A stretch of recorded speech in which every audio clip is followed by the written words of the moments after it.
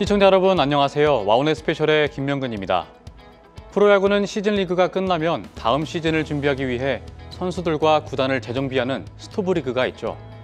어려운 시장 상황에도 좌절하지 않고 스토브 리그를 준비하는 선수들처럼 묵묵히 실력을 갈고 닦는다면 성공의 기회는 여러분들을 찾아올 겁니다. 주식시장의 스토브 리그를 성공을 위한 도약의 기회로 일궈낼 최고의 전문가가 와우넷 스페셜과 함께합니다. 시황 및 수급 분석, 기술적 분석의 대가 조일교 대표님 모셨습니다. 대표님 강의 먼저 듣고 이어지는 대담에서 남은 이야기 나눠보겠습니다.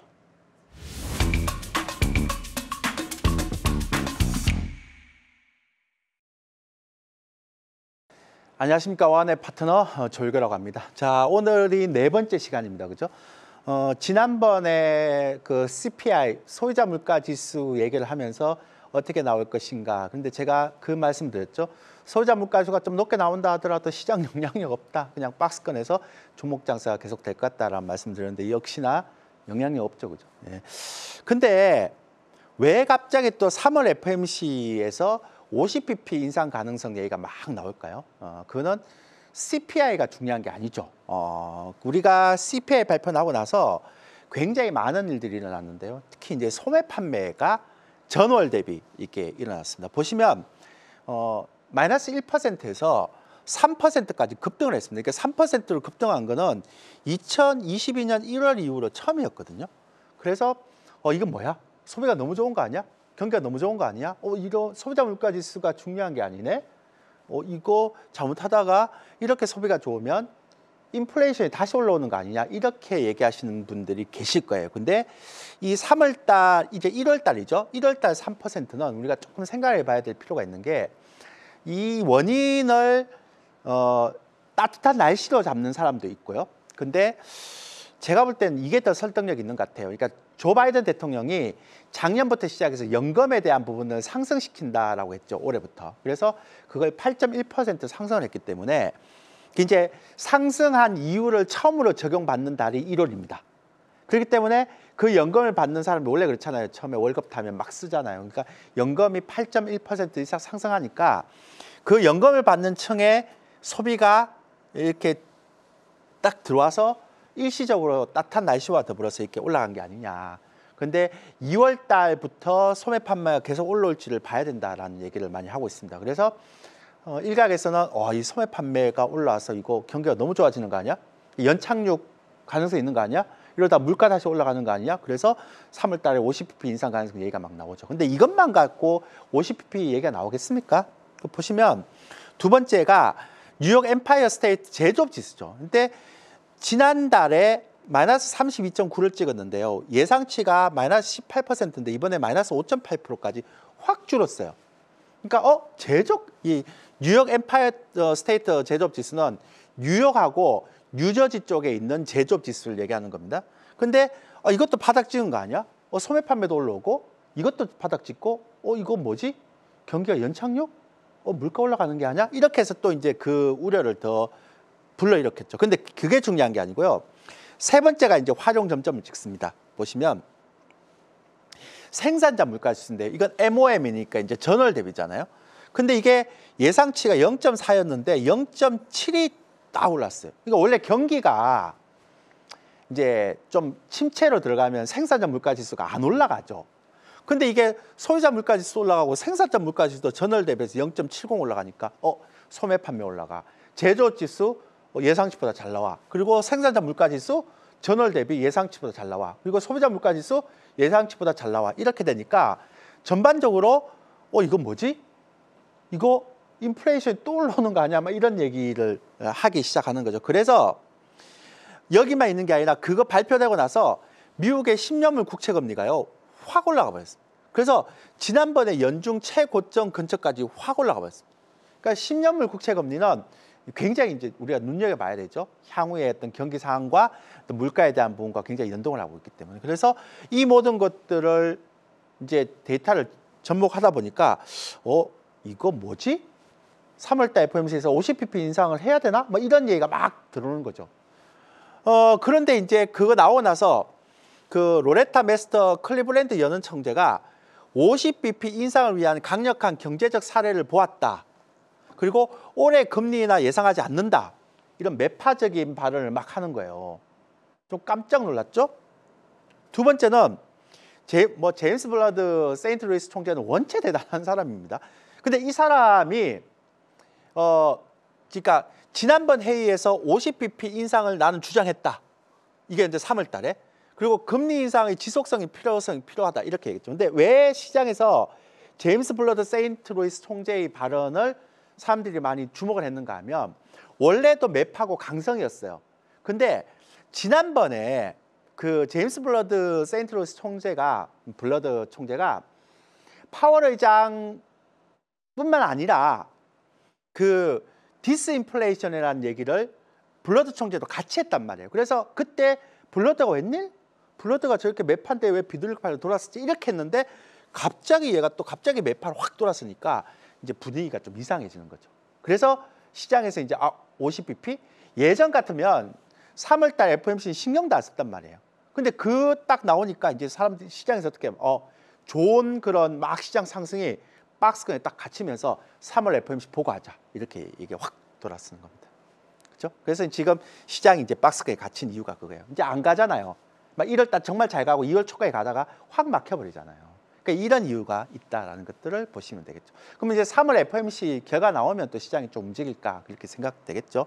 근데 뭐 3월 FOMC 움직여도 뭐 크게 움직이겠습니까? 근데 어쨌든 그래서 블러드 총재가 가능한 한 빨리 5.375까지 상승한다. 이게 최종 금리를 얘기하는 겁니다. 그리고 올해 지속적인 성장과 강한 노동시장에도 지속적인 금리 인상이 올해 디스인플레이션 추세를 고정하는 데 도움이 될 것이다. 그 지속적인 금리 인상에도 괜찮다. 뭐 디스인플레이션 추세를 고정하는 데 도움이 된다. 이런 얘기를 하죠. 왜 이렇게 할까? 사실 여기에도 여러 가지 이유가 있는데 그건 나중에 설명드리겠고요. 뭐 지금 설명되면 큽니다. 그런데 제가 지난번에 말씀드렸지만 선진국의 역대 인플레이션이 굉장히 5% 이상 올라갈 때, 5% 이상 올라갈 때 케이스를 보면 잘 안 꺾여요. 그래서 이게 소매 판매가 좋아지고 생산자 물가지수가 좋아지고 소비자 물가지수가 잘 안 꺾이고 제조업 지수가 또 막 이렇게 좀 들어올리고 이러면 항상 이렇게 연준 의원들은 이런 자료를 보거든요. 그러니까 인플레이션에 대한 망령이 떠오른단 말이에요. 그죠? 그래서 이렇게 보는데 사실은 이거는 겉으로 드러난 거고요. 음모론을 보면 또 더 얘기를 하는데 또 여기서 음모론 얘기하면 또 안 될 것 같아서 나중에 또 얘기 드릴게요. 어쨌든 뭐 연준 의원들이 속셈은 뻔하죠. 근데 이제 중요한 거는 근데 제가 생각할 때는 그거 아닌 것 같아요. 그러니까 제가 볼 때는 올해 FOMC 회의가 이제 상반기만 하면 2월 달 있고 3월 달 있고 5월 달 있고 6월 달 있고 7월 달 있거든요. 근데 저는 제 예상입니다.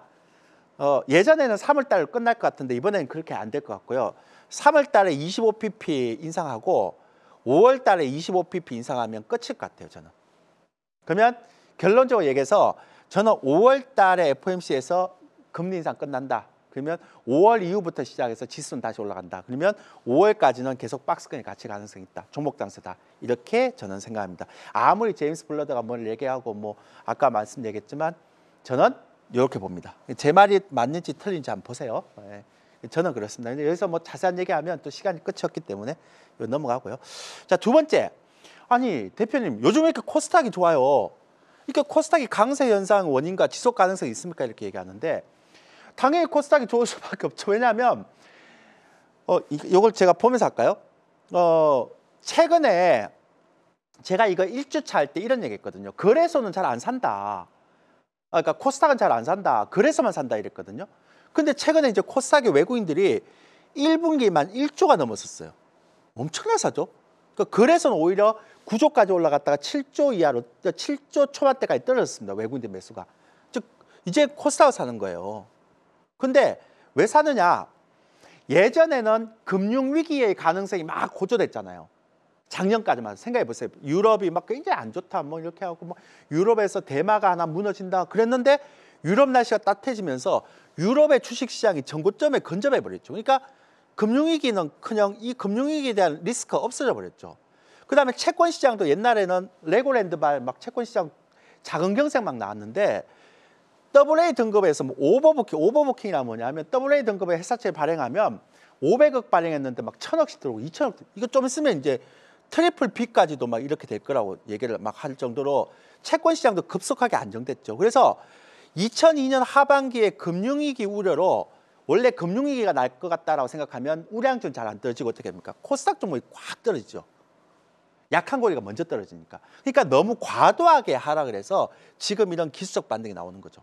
그러니까 작년까지만 하더라도 굉장히 금융위기에 대한 리스크가 커졌는데 그게 유럽 시장도 풀려버리고 채권 시장도 풀려버리니까 이제 작년에 그 과도한 우려 때문에 떨어진 것들이 이제 반등한다라고 보시면 되죠. 그죠? 그런 게 코스닥 강세 현상입니다. 그래서 이게 언제까지 갈 것이냐라고 제가 볼 때는 이 리바운딩이 끝난 시점, 그러니까 본격적으로 외국인들이 다시 한번 코스닥 시장에 매도로 돌아서기 전까지는 아마 이 장세 좀 진행될 것 같고요. 처음에는 기술적 반등이 나오지만 이제 아마 이제 3, 4월 달 되면 좀 바뀔 겁니다. 이제 코스닥 시장도 종목 차별화가 될 겁니다. 그러니까 가는 종목만 가는. 그러니까 처음에는 과도하게 떨어졌던 것들이 조금씩 다 올라오겠지만 나중에는 이제 올라올 종목과 떨어질 종목이 가려지겠죠. 자, 2023년 주식시장을 보면 리스크와 모멘텀이 상존하는 시장입니다. 그래서 시장 시나리오를 제가 어떻게 좀 짜본가 봤더니만 코스피가 7.86, 7조 8,600억을 샀습니다. 7조 8,600억.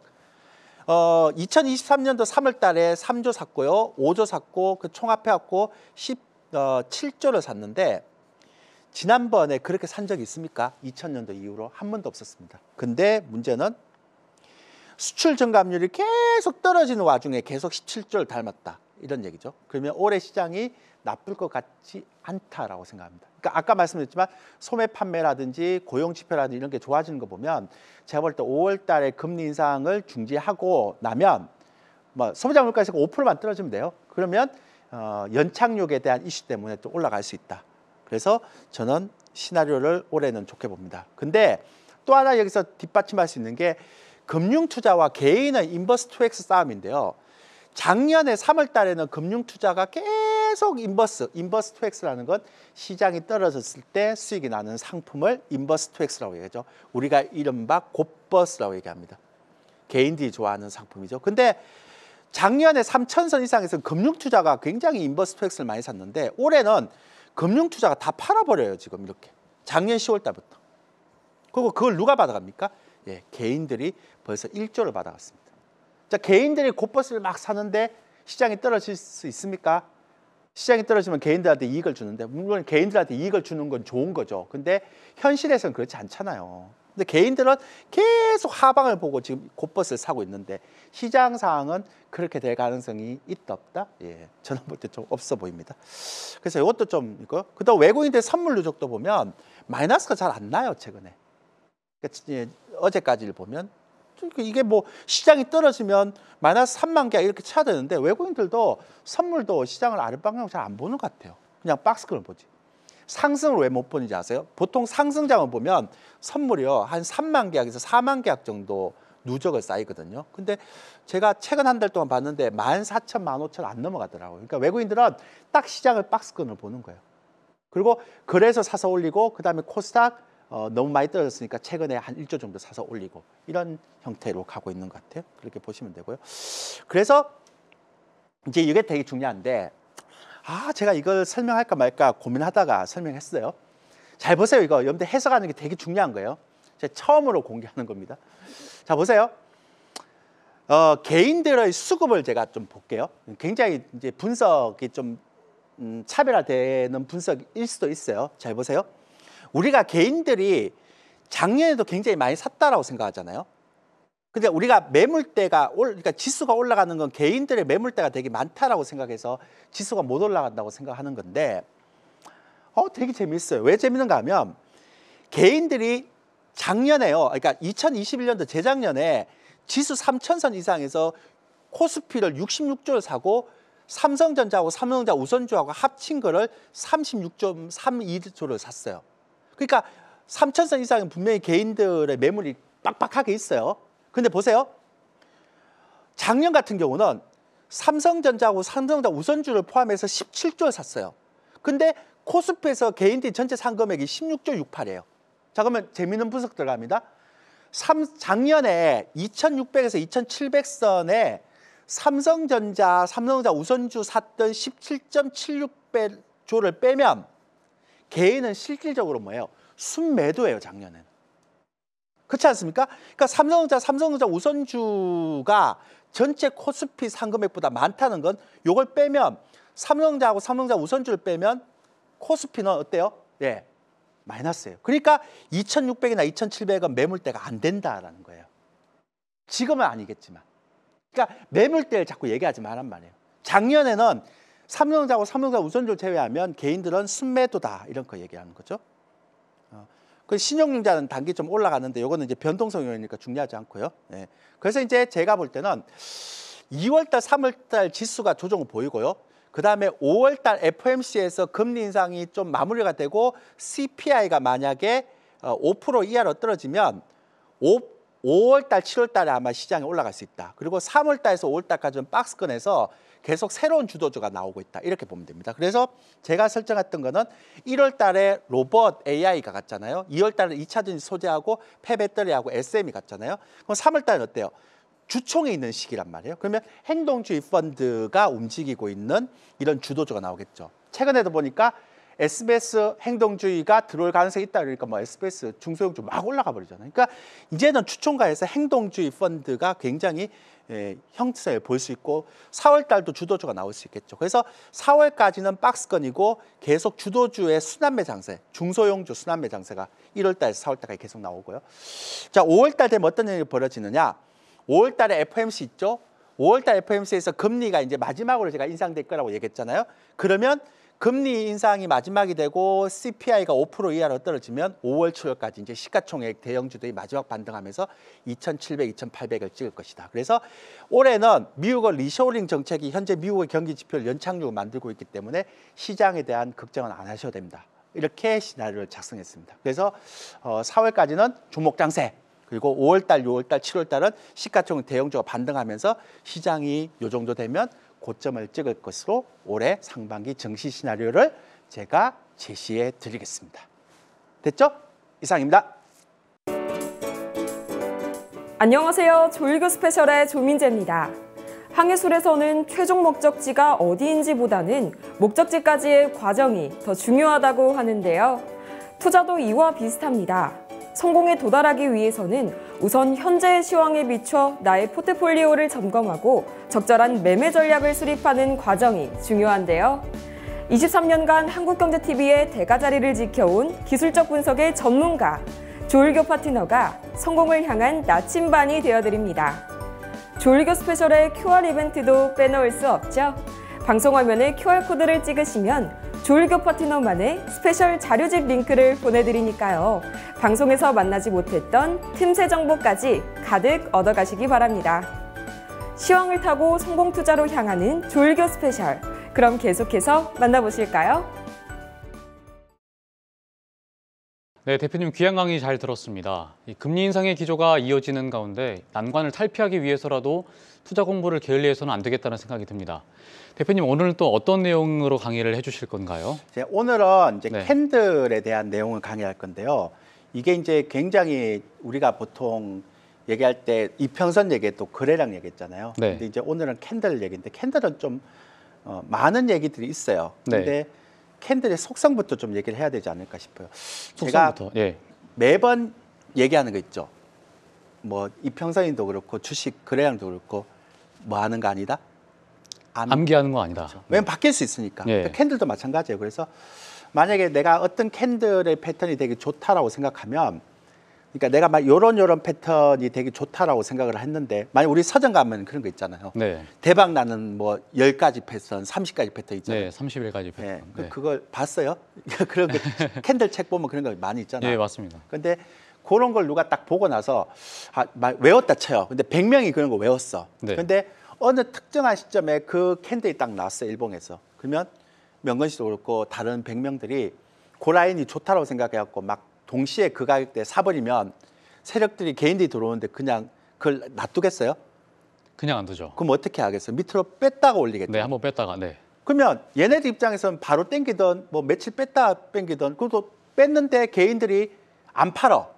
그러면 또 한 12월 있을 건 30일 동안 계속 눌러버려도 되잖아. 예, 더 있을 수도 있고. 네. 그러면 결국은 캔들 내가 패턴에서 암기했던 거는 안 맞네.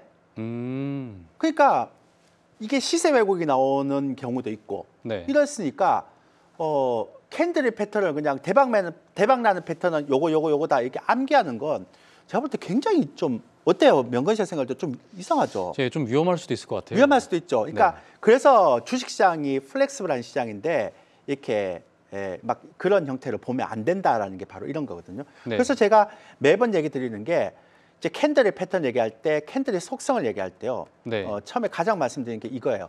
보시면 캔들 패턴을 암기하는 게 아니다. 음. 정해진 가격 일정 시간 기간 동안 개인 투자자가 집중 매수하면 시세 왜곡이 나온다 이런 거죠. 아. 그래서 캔들 패턴이 변해버리는 거예요. 예, 예. 절대 캔들은 암기하는 게 아닙니다.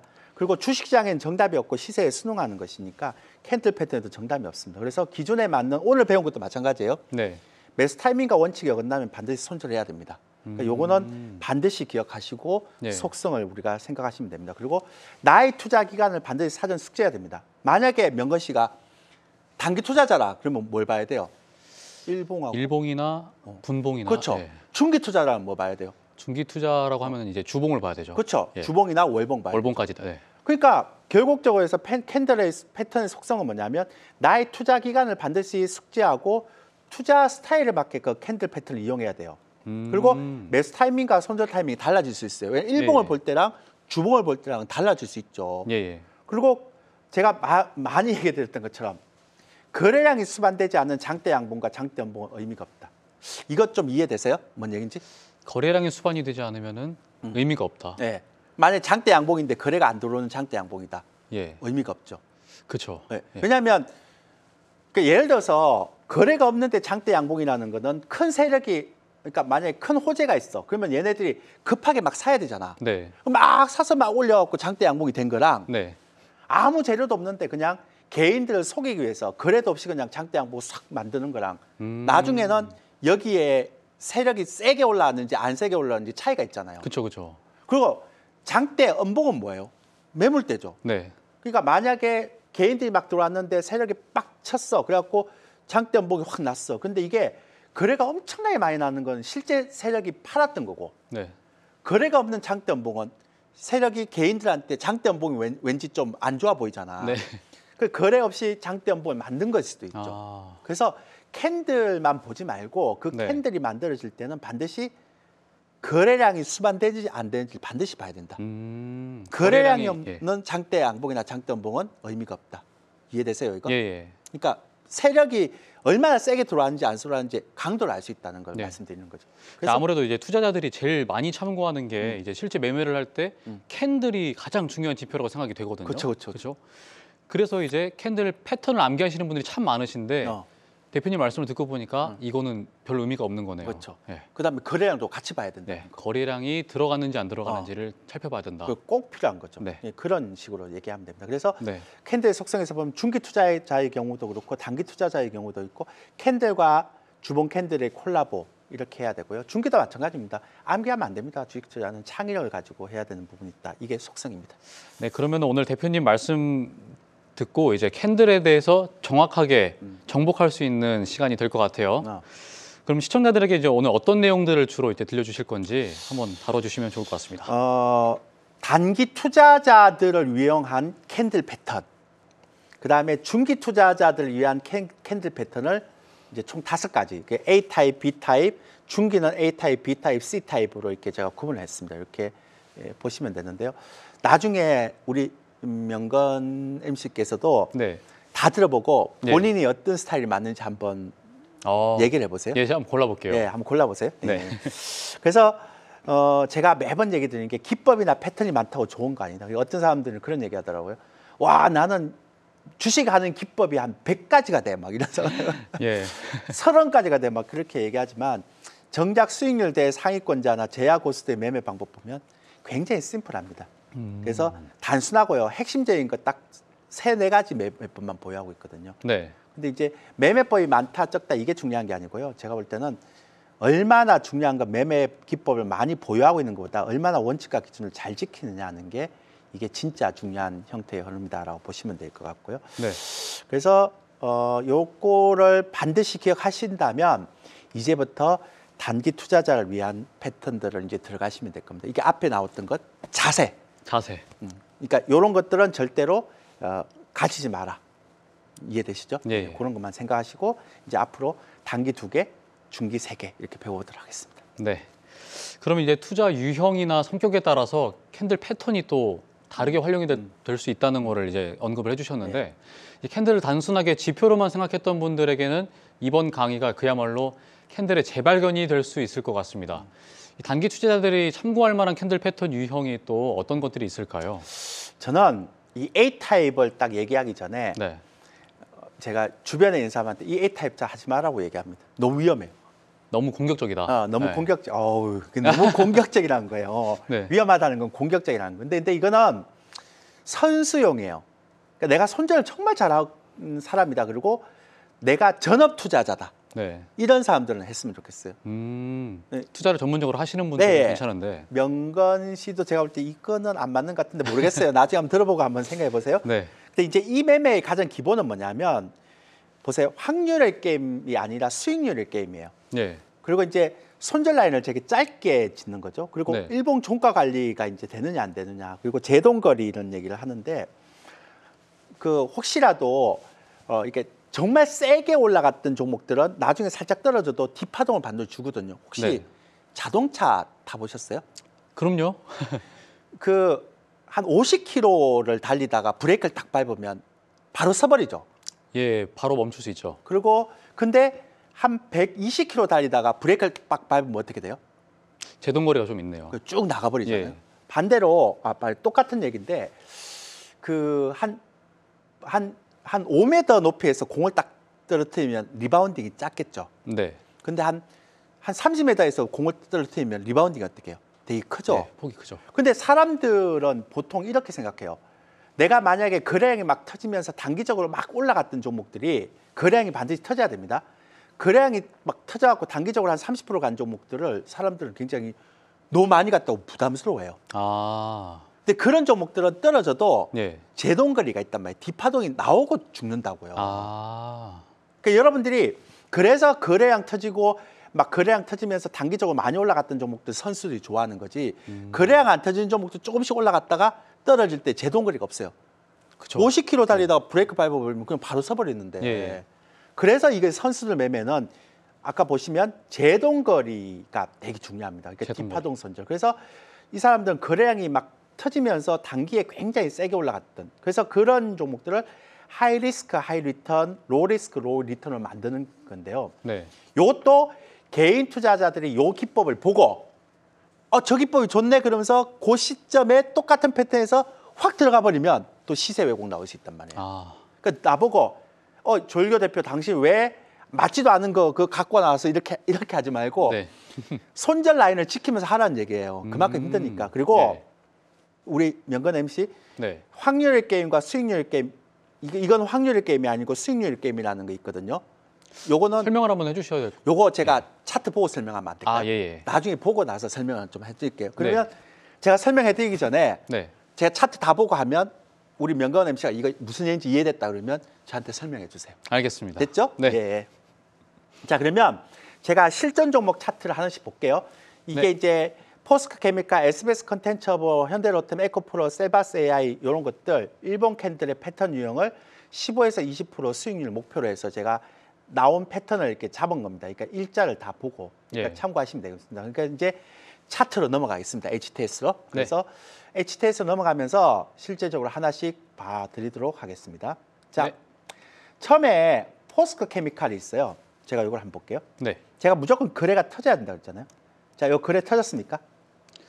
예. 한번, 엄청 터졌죠. 그러니까 장대 양봉이라도 이렇게 거래가 안 터지면 거래가 안 터지면 아무 의미가 없는데 거래가 터졌어요. 자, 보세요. 여기서 굉장히 중요합니다. 네. 거래가 터지고 나서 두 번째로 딱 터질 때 음봉이 났죠. 네. 눌먹이죠. 네. 그러면 잘 보세요, 여러분들. 요 음봉이 난 다음에 뺄게요. 요 음봉이 난 다음에 요 음봉까지 났어요. 네. 그럼 명건 씨가 요 음봉이 딱 났어요. 그러면 이제 명건 씨가 오케이, 난 기준이 됐어 이렇게 잡는 거예요. 그 손절 라인 어디 잡을까 하면 나는 일봉 종가상 이 음봉이 깨지면 뭐 할 거야? 이 음봉의 저점을 깨버리면 난 뭐 할 거다? 손절. 손절할 거다. 근데 이 음봉의 저점이 깨지지 않으면 난 손절 안 하고 계속 갈 거다. 매수해서. 예. 그럼 얘 샀어요? 네. 이 저점이 깨집니까? 안 깨졌어요. 안 깨지죠. 예. 쫙 확 당기죠. 이렇게. 네. 이렇게 쭉 당기죠. 그럼 여기서 보세요. 여기서 얼마가 나오는가 한번 보세요. 지금 보시면 여기까지 갔는데 제가 수익률을 체크해 볼게요. 이 라인에서 수익률 등락폭을 체크하면 이게 29% 가요. 그러면 얘가 무너질 수도 있겠죠. 네, 거기서 빠질 수도 있죠. 빠질 수도 있죠. 근데 빠지면 어차피 내가 산 거는 요 라인에 여기서 사는 게 아니잖아요. 네. 요 라인에 손절 라인이 요 밑에가 되는 게 아니고 요 위에 눌림목이 하나 나오고 나서 다음에 나오잖아요. 네. 그럼 손절 라인 작습니까? 큽니까? 작죠. 작죠. 그럼 난 손절은 작게 할 수 있고 걸리면 이익이 크죠. 네. 똑같은 패턴을 다시 한번 보여드릴게요. 두 번째 패턴 한번 보세요. 자, 이번 양봉 패턴인데요. 반드시 제가 뭐라고 했습니까? 거래량이 많이 터져야 된다고 했습니다. 월등하게 많이 터져야 된다고 했습니다. 거래량이 월등하게 많이 터지고 맞죠? 네. 거래 없잖아요. 근데 거래량이 여기 없는데 거래량이 월등하게 많이 터졌죠. 그리고 네네. 첫 번째 눌림목이 나와야 된다고 했습니다. 네. 나왔죠, 이렇게. 그죠? 예. 자, 그러면 내가 이 저점만 안 깨지면 되잖아. 그렇죠. 그럼 샀어요. 이 저점 깨져봐야 어차피 뭐 얼마 손실이 안 나요. 만약 이 저점이면 손실이 크죠. 네. 근데 이 저점이면 손실이 안 크잖아요. 네, 네. 어때요? 괜찮죠? 그리고 얘가 몇 프로 났습니까? 17.93% 났죠. 그럼 얘가 여기서 사서 여기서 가면 얘 20% 넘죠. 네. 26% 나오잖아요. 단기적인 건데. 근데 음. 그러면 로템도 한번 볼게요. 로템도 쭉 보면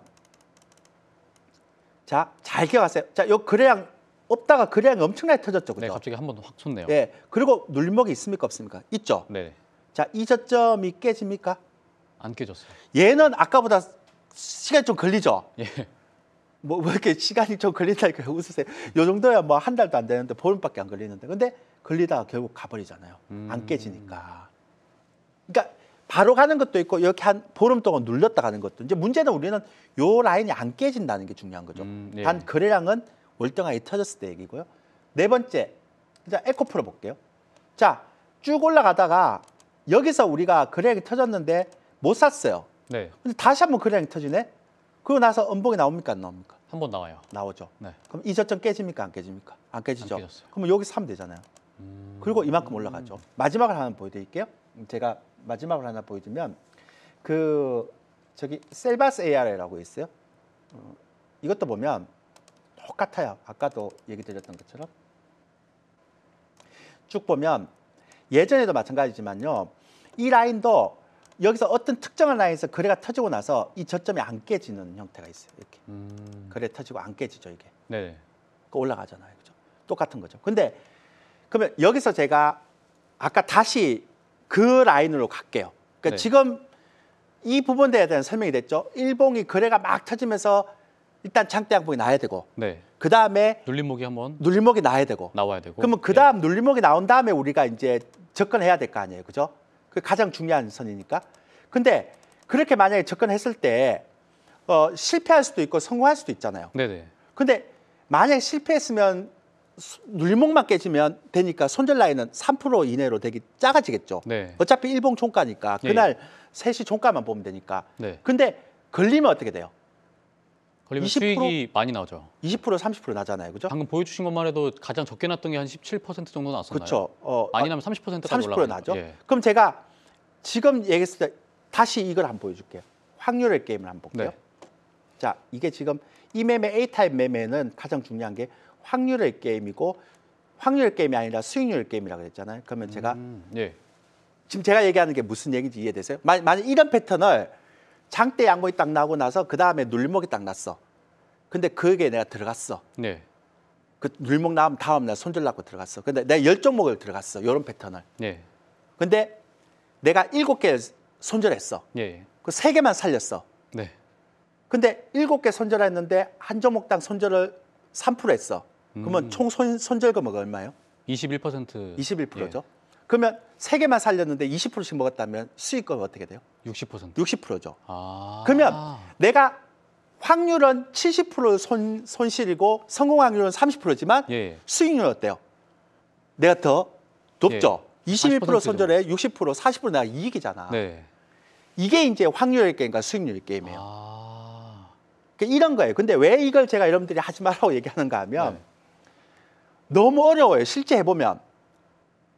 그러니까 정말 어려워요. 그러니까 되게 심플할 것처럼 보이는데 네. 이런 거는 이제 종목을 선정하는 것도 그렇고 이게 되게 어려워요. 그러니까 저는 이런 얘기는 좀 쉬워 보이죠. 혹해 보이죠. 네, 이렇게 들을 때는 참 쉬워 보이네요. 근데 전문 투자자가 해야 돼요. 아, 그러니까 이거는 프로들이 해야 되고 여러분들이 전업 투자자나 트레이더들 나 손절 잘한다 그런 사람들 해야 돼요. 예. 정말로 제가 네. 꼭 말씀을 드릴게요. 부탁드릴게요. 그래서 A타입은 목에 칼이 들어와도 내 그거 무너지면 무조건 날린다. 손절 라인을 명확하게 설정을 해놓고 그때 손절할 수 있는 사람이 A 타입을 하는 걸 추천을 하시는군요. 제가 왜 힘들다 그러는가 하면 나 손절할 수 있어요. 그래 놓고는 대부분 사람들이 손절 못 해요. 근데 해보세요. 진짜 네. 되는지. 그래서 제가 맨날 얘기지만 주식은 아는 거와 깨닫는 거와 행하는 게 다르다 그래요.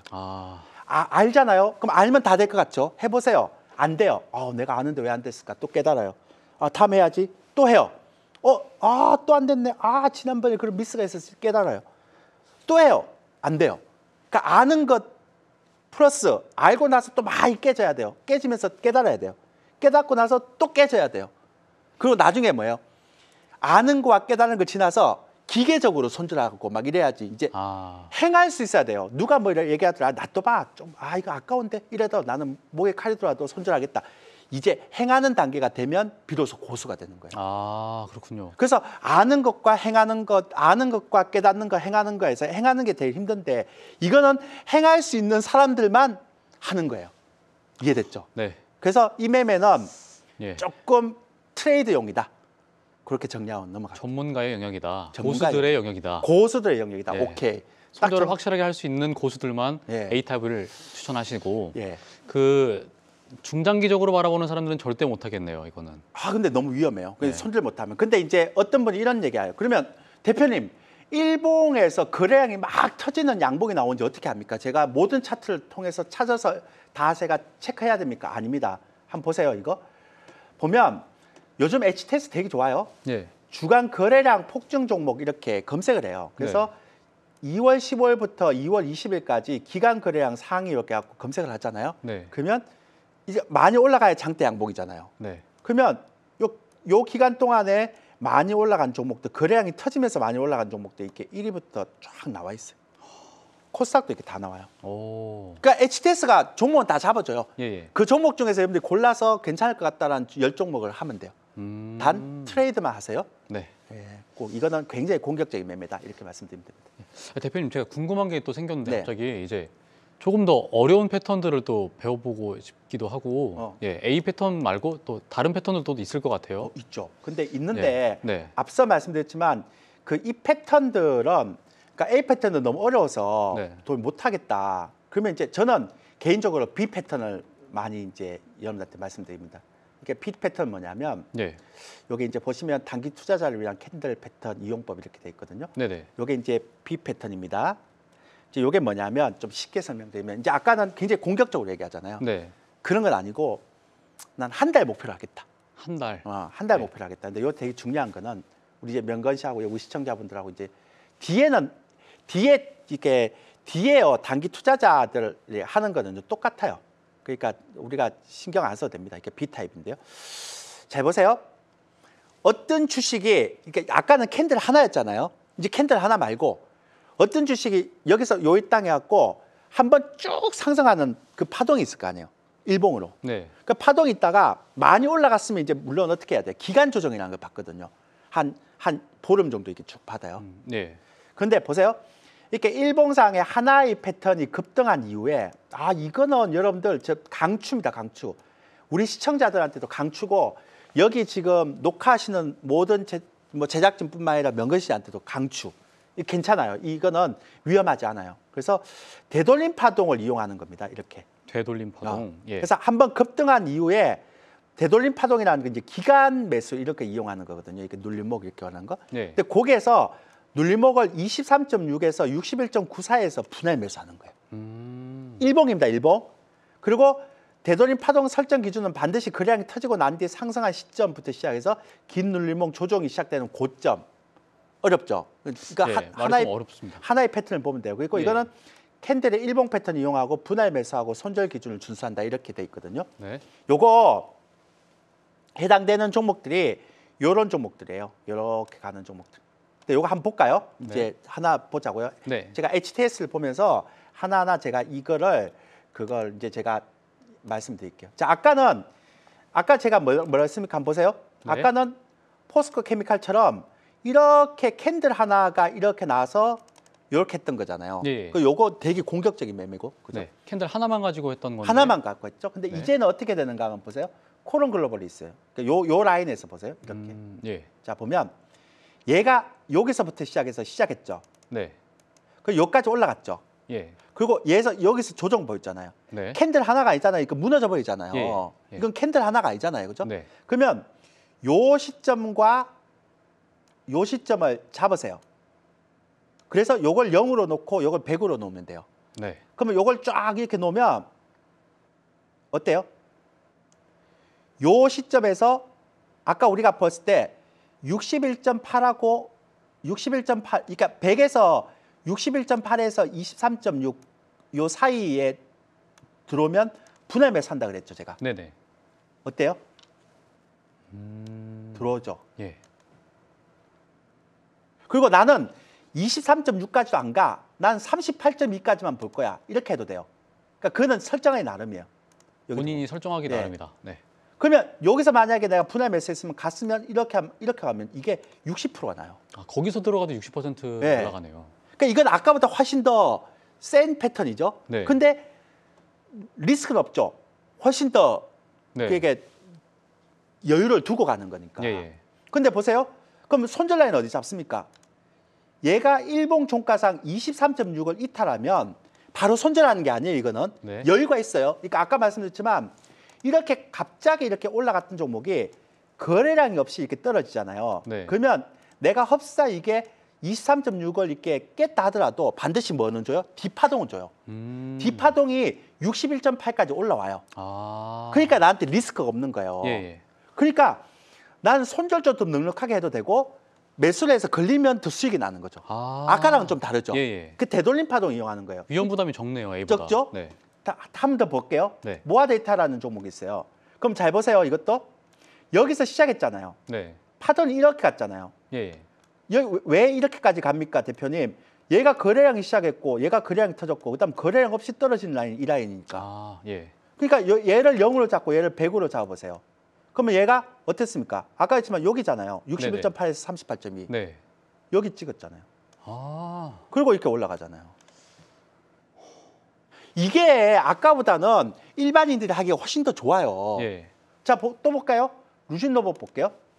아까도 말씀드렸지만 이것도 똑같은 케이스예요. 여기서 이거 올라가 거래량 터졌잖아요. 네. 맞죠? 거래량 터졌죠? 올라갔어요. 시작해서 올라갔어요. 장대 양봉에. 예, 예. 자, 보세요. 60.8에서 38.2에서 23.6까지 제가 괜찮다 그랬잖아요. 네. 23.6이 손절 라인이니까 그럼 보세요. 또 어떻게 됐습니까? 쭉 보면 요 사이에 들어오면 23.6 깨집니까? 일봉 종가상. 안 깨집니다. 자, 61.8면 요 사이에서 잡는 거죠. 네. 자, 평균 단가 요 사이에서 잡고 가면 얼마까지 가는지 한번 보여드릴게요. 쭉까지 갔죠? 75%. 야. 하나 더 보여줄게요. 한미걸. 그러니까 주도주는 대부분 다 이런 거죠. 보세요. 얘가 올라갔죠? 네. 얘 61.8이잖아요. 23.6가 안 깨졌고. 안 깨졌고 61.8에서 38.2 쳤죠? 예. 찍고 나서 어떻게 돼요? 올라가죠? 얘도 65%예요. 와. 그러니까 뒷파동이 만약에 23.6이 관리가 안 되더라도 네. 뒷파동은 준단 말이에요. 그러니까 빨리 아까 캔들 하나를 볼 때는 내가 빨리 손절해야 되는 형태잖아요. 근데 이건 아니죠. A는 3% 이하로 떨어지면 빨리 손절을 손절해야 했어야 되는데 되는데 이거는 파동이 있기 때문에 최소한 손해는 절대 보지 않는다. 그렇죠. 손해는 손을 작을 수 있고. 예, 예. 그러니까 내가 막 그냥 반등씩 그냥 아무 때나 끊어버려도 손해는 작을 수 있고 그쵸, 그쵸. 이익이 나면 50%짜리거든요. 그러니까 이런 매매는 또 확률의 매매니까 굉장히 좀 좋은 어떤 흐름이 될 수가 있는 거죠. 그래서 나는 일봉 매매하면서 이용한다면 난 이거를 권해주고 싶어요. 아, 네. 훨씬 안정적으로 들어갈 수 있는 네. B타입이었습니다. 안정적으로 들어갈 수도 있고 제가 볼 때는 아까는 조금 이게 트레이드용으로 빨리 갈 수 있지만 이건 한 달 정도 기다릴 수 있다 그러면 이게 네. 훨씬 낫죠. 그 저는 개인적으로 이 매매를 되게 선호합니다. 그 제가 이제 많이 쓰는 매매인데 네. 이걸 제가 오늘 얘기를 하게 됐네요. 예. 예. 이 단기 투자자들을 위한 캔들 패턴법 앞서 소개해주신 이 두 가지 방법이 실전에서 유용하게 활용이 될 것 같은데 네네. 저라면 A보다는 이제 B로 할 것 같고 본인은 그렇게 공격적이지 않나 보죠? 예, A보다는 위험 부담이 적은 B를 선택할 것 같아요. 아. 이제 중기 투자자들을 위한 캔들 패턴이 또 있을 것 같은데 그 중기 투자와 단기 투자 이 캔들 분석에 있어서도 다른 방식으로 접근을 또 해야 될 필요가 있을 것 같아요. 네, 그렇죠. 근데 제가 이제 시간이 얼마 안 남았는데 예. 이거 다 설명 어떻게 하느냐라고 얘기를 하는데 아니요, 그렇게 생각할 필요 없어요. 자, 제가 지금 일봉을 지금 배웠죠. 네. 일봉에서 아까 거래가 막 터졌다가 안 깨지면 그거 된다 그랬잖아요. 네. 첫 번째 A 패턴. 예. 그리고 B 패턴은 뭐예요? 일봉상 이렇게 한번 올라갔다가 되돌림 파동에서 23.6에서 61.4에 사면 된다 그랬죠. 네. 그러면 이제 중기 투자자는 일봉을 아니고 주봉을 하면 되죠. 그렇죠. 주봉. 그러면 일봉의 A 타입을 일봉 캔들이 아니라 뭘 하면 돼요? 주봉 캔들을 하면 돼요. 아, 그렇게만 하면 되나요? 네, 바꾸면 돼요. 오. 그러니까 너무 쉬워요, 이게. 네. 그럼 예를 들어서 제가 하나만 그냥 뭐 다른 거 많이 보여줄 것도 없고 하나만 제가 보여드릴게요. 네. 그 하나만 제가 체크를 해서 보여드릴게요. 예. 자, 보세요. 얘가 거래량이 터졌어요. 얘는 일봉이 아니에요. 주봉이에요. 주봉. 네. 맞죠? 주봉. 예. 거래량 터졌죠? 네. 그럼 제가 이 13선 없애버릴게요. 터졌죠? 눌목 났죠? 네. 주봉상 요거 안 깨지면 되잖아요. 네. 맞죠? 예. 하나 나고 나서 다음에 사면 되잖아요. 그죠? 그렇죠. 안 깨졌죠? 네. 그러니까 그 다음에 올라가는 게 주봉 하나의 캔들이 얼마 나왔습니까? 68% 나왔습니다. 그러니까 일봉 캔들의 일봉 캔들의 A 타입을 그대로 뭐로 하면 됩니까? 주봉으로 캔들만 딱 바꾸면 돼요. 쉽죠? 예, 훨씬 쉽네요. 그러니까 내가 만약에 단기 투자자이고 중기 투자자 그러면 일봉 A 타입을 뭐요? 주봉 A 주봉으로만 타입을 바꾸면 된다. 그러면 명건 씨가 만약에 한다면 일봉의 B 타입이나 주봉의 A 타입이 낫겠죠. 예. 그러니까 그런 형태로 가는 게 훨씬 더 편할 겁니다. 네. 제가 이제 시간이 없으니까 하나만 더 보여드릴게요. 보세요. 네네. 요 하나만 더 보여주면 이것도 보세요. 이것도 주봉입니다. 주봉. 한번 보세요. 일봉이 아니고 주봉이죠. 근데 보세요. 주봉에서 거래가 터졌습니다. 눌목 나왔죠? 예. 깨집니까 이거? 안 내려갑니다. 안 깨죠? 예. 안 깨지죠? 예. 그리고 나서 이렇게 올라가죠. 몇 프로 나는지 보여드릴까요? 62% 나옵니다. 오. 그러니까 캔들만 일봉에서 주봉으로 바꾸면 되는 거예요. 오. 이해되시죠? 뭔 예, 얘기인지. 예. 그러니까 일봉에서 주봉을 캔들만 바꾸면 된다라는 것들이 기본적입니다. 제가 오늘 시간이 없어서 두 개만 하고요. 네. 제가 이제 하겠는데 그러면 이해되시죠? 예. 일봉의 A 패턴은 주봉의 A 패턴하고 원리는 똑같다. 똑같고. 근데 투자자들만 좀 다르죠. 네네. 단기 투자자의 중기 투자자. 예. 그 두 번째 것도 제가 그냥 하나 보여드릴게요. 네. 자, 아까 제가 B 타임인데 네. 요것만 하고 끝낼게요. 이거는 이제 일봉이 아니에요. 주봉이에요. 네, 주봉. 예. 자, 보세요. 주봉에서 얘가 여기서 여기까지 올라갔어요. 일봉이 아니에요. 주봉이에요. 네. 여기까지 올라갔어요. 네. 이렇게 올라갔는데 여기서 이렇게 올라갔죠. 이렇게 올라갔죠. 네. 그럼 눌림목 봤죠. 네. 38점에서 61점 안 무너지죠. 안 무너졌고. 사면 되죠. 예. 올라가죠. 근데 답답하겠죠. 왜냐하면 이게 주봉이니까 한 주, 두 주, 세 주, 네 주 다 17, 19, 12주를 기다려야 되죠. 일봉은 한 달만 기다리면 되는데. 그러네요. 자, 원리는 똑같아요. 두산 에너빌리티예요. 네. 자, 여기서 이렇게 쭉 쳐서 여기까지 올라갔어요. 그죠? 그거 눌목 거래 없잖아요. 자, 올라가서 빠집니까? 안 빠지죠. 네. 그러면 이렇게 하고 이렇게 120% 나요. 아. 근데 시간이 보세요. 좀 긴 대신에 수익률은 수익률 예. 커요. 근데 보세요. 1주, 2주, 3주, 4주, 5주, 6주, 7주, 8주, 9주, 10주 거의 한 3개월 기다려야 돼요. 근데 나는 이런 매매 좋다 그러면 주봉을 하면 돼요. 나는 이런 매매 싫어 그러면 일봉을 하면 돼요. 되돌림 파동. 그러니까 원리는 똑같아요. 캔들만 달라지는 거예요. 이렇게까지 오래 기다리기가 힘들면은 아까 말씀하셨던 단기 투자자의 B 타입 정도만 그렇죠. 하면은 한 달이나 한 달 반 정도 걸리겠네요. B 타입이나 중기 투자자의 A 타입. A 타입. 명건 씨는 어떤 거 하실래요? 다들 분이. 저는 3개월까지는 못 오늘 C 타입 강의는 안 할 거예요. C 타입은 예. 안 할 거예요. 그건 안 하고 어떤 거 하시겠어요, 원금? 저라면은 이제 단기 투자자 A 타입은 너무 빠르잖아요. 네. 그래서 거기는 좀 위험하고 어. 조금 안정적인 B 타입이나 아니면 중기 투자자의 A 타입 정도 할 것 같아요. 기간이 한 달에서 한 달 반 정도는 기다릴 수 있을 것 같고 3달까지는 너무 많이 기다리네요. 저는 개인적으로 우리 시청자분들한테 트레이드라면 단기의 A 타입이나 중기의 A 타입. 그다음에 난 중기 투자자라면 단기의 B 타입이나 중기의 B 타입으로 좀 얘기해 주고 싶어요. 그래서 제가 가장 많이 쓰는 거는 단기의 B타입입니다. 예. 근데 대표님 이게 중장기 투자할 때 흐름이 또 중요한데 C타입을 오늘 안 하신다고 하셨는데 제가 궁금해가지고 살짝만 한번 맛이라도 좀. 근데 이거는 조금 어려워요. 근데 이게 맛이라도 볼게요. C타입 한번 볼게요. 궁금해가지고 시간이 근데 진짜 표정이 궁금한 것 같아. 막 빠져드는 것 같아요. 하나라도 더 배우고 싶습니다. 아 그래요? 예. 중기 투자자의 캔들 이용법 C타입이 있는데요. 이건 뭐냐면 이제 20 몇 프로 밑으로 내려가면 안 된다 그랬잖아요. 근데 그런 것들의 그러니까 되돌림 파동의 원칙에 벗어날 때 얘기하는 거예요. 그러니까 A타입도 안 되고 B타입도 안 되는. 근데 보시면 이렇게 올라갔던 주식에 이렇게 올라갔던 주식에 이렇게 떨어졌는데 이 정도 떨어지면 20% 밑으로 내려가죠. 근데 보세요. 거래가 시작된 점이 여기잖아요. 그다음에 거래가 시작된 점이 여기죠. 근데 중간에 음봉이 내려갈 때 거래가 있습니까? 없죠. 없죠. 이럴 때는 거래가 많이 터졌던 이 라인에 중복된 선을 닦으면 그 라인 안 깨지고 착 올라옵니다. 어려워요. 이거 좀 어렵네요. 어려워요. 근데 이거는 정말 좋은 매매 기법인데 이제 제가 많이 사용하는 기법이기도 하죠. 근데 공개하기가 되게 그러니까 어려워요. 이게 그러니까 접목하기가 되게 어려워요. 너무 위험하고 위험하진 않아요. 위험하진 않는데 어려워요. 근데 슈스트도 한번 보여드릴게요.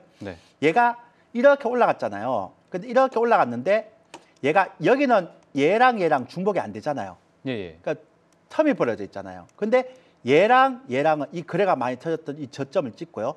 얘랑은 중복이 되죠. 거래 터졌던 이 라인 중복되죠. 중복되는 거 딱 설정해서 이렇게 하면 이거 안 깨지면 가면 돼요. 저 설정을 잘 해야지만이 할 수 있는 기법인 것 같아요. 그러니까 이 설정하는 게 어려워요. 그래서 제가 이거는 여기서 설명드릴 수가 없어요. 그래서 이거는 정말 좋은 기법인데 이거는 제가 준비해 왔지만 소개만 해드리려고 하는 겁니다. 어렵기 때문에 좀 시간이 더 필요하고. 그래서 가능하면 트레이더는 일봉의 A타입, 그다음에 명건 씨 같은 분은 일봉의 B타입이나 뭐 중기의 A타입. 그다음에 나는 그냥 주식이 뭐 그런 거야. 막 1년 놔두지 이러면 사놓고 까먹으신 분들. 그러면 주봉의 B타입. 주봉의 C타입은 조금 어렵다. 이런 것만 있다. 이렇게 생각하시면 될 것 같아요. 됐습니까? 많이 궁금한 게 풀렸습니다. 완벽하게 이해는 되셨죠? 이해는 확실하게 됐습니다. 왜냐하면 명건 MC가 이해돼야 우리 시청자도 이해됩니다. 그렇군요. 우리 제작분도 이해됐나 모르겠네. 다 됐겠죠? 오늘은 투자 기간 유형별 캔들 패턴 이용법에 대해서 배워봤는데요. 매주 투자의 기본기는 물론이고 심화 과정까지 한 자리에서 총정리를 해드리고 있는 와우넷 스페셜. 조일교 대표님과 함께라면 세계 시장이 얼어붙은 한겨울에도 이 투자의 꽃길, 투자의 완연한 봄을 느끼실 수 있을 겁니다. 대표님 오늘 와우넷 클래스 벌써 마무리할 시간이 됐습니다. 이렇게 방송만으로는 아쉬운 분들을 위해서 또 특별한 시간을 준비하셨다고요? 시간 좀 빨리 가지 않나요? 시간 너무 빨라요. 그렇죠. 원래 교육이 좀 지루한데 이렇게 막 집중해서 보면 시간이 좀 빨리 갈 수 있어요. 그래서 잘 이해 못하겠다 싶으면 매주 목요일 저녁 9시에서 10시 30분에 제가 와우넷 사이트, 한국경제TV 사이트에서 제가 무방을 하거든요. 그 들어오셔서 좀 Q&A 하시면 될 것 같습니다. 조일교 대표님의 Q&A 라이브 방송 이번 주는 목요일 저녁 9시부터 저녁 10시 30분까지 저녁 9시부터 10시 30분까지 진행될 예정입니다.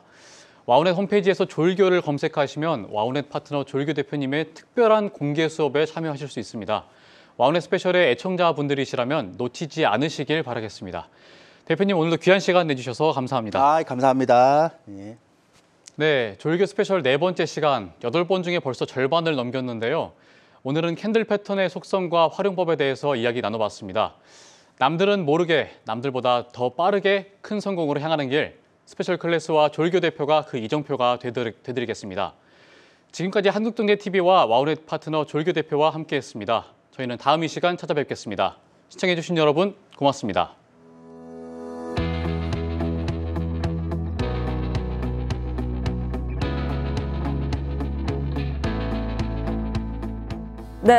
조일교 스페셜 4번째 강의, 오늘은 캔들 패턴의 속성과 활용법에 대해 살펴봤습니다.